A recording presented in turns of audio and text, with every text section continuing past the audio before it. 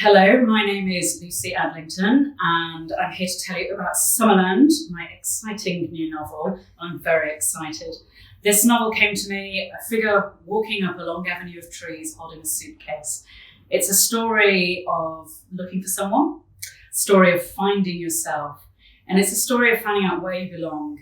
And it's a love story too. It's set in 1946, at the end of the war, just when you'd think there'd be no more stories. That's when the really interesting stories begin. I hope you enjoy it. I've always loved writing. I find it quite addictive, and as soon as I finish one story, I'm on to the next. When I finished The Red Ribbon, it was a little bit different because I put so much heart into that story, and it was such a dramatic tale from a real bit of history. And I thought, well, I don't know if I'm going to write anything for a while. And then this story came to me. I didn't have to look far for it. And it came from talking to people. It came from objects in history, stories from history.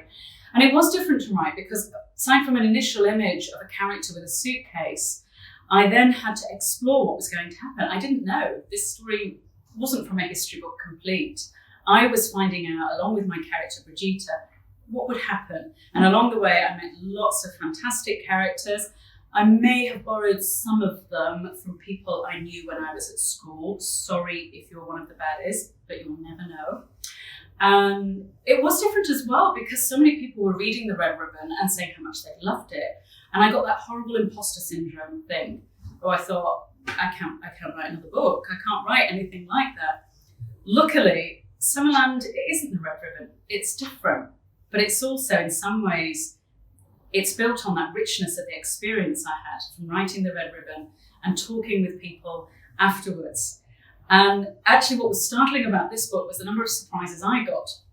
There were two occasions as I was drafting the story, and I do it longhand. I like to scribble with a pen or paper, whatever.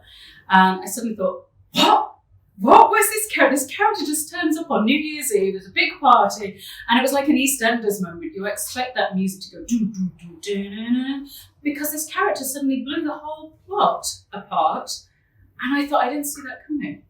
And then there's another twist a bit later on, and I can't tell you, that really makes the story, I think, very special, actually, very authentic.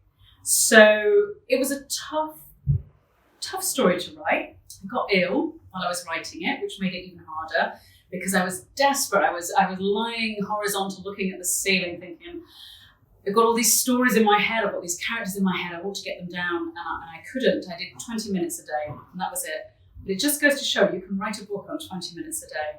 So that was tough. And then when I'd done it, it was really quite special reading it through again because I felt like I was visiting Summerland, the place of the story, and exploring it with my characters. So it's going out to you now, and you'll have to let me know what you think. So I have my suitcase ready to open, and this actually belonged to an evacuee, a little boy from in the northeast of England. His name was Alan. Don't know what he packed in it, but I have one of the objects from the story in here, well, a couple, in fact.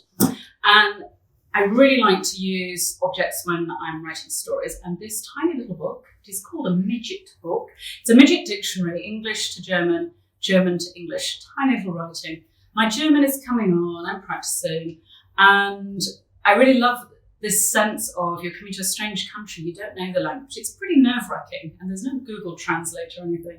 So the idea that you'd be trying to listen to people and looking in what's inside and trying to figure out what's going on, things are so bewildering. So that's a nice example of how you can use objects from the past to sort of ground yourself in a story. What else is in here? Wouldn't you like to know?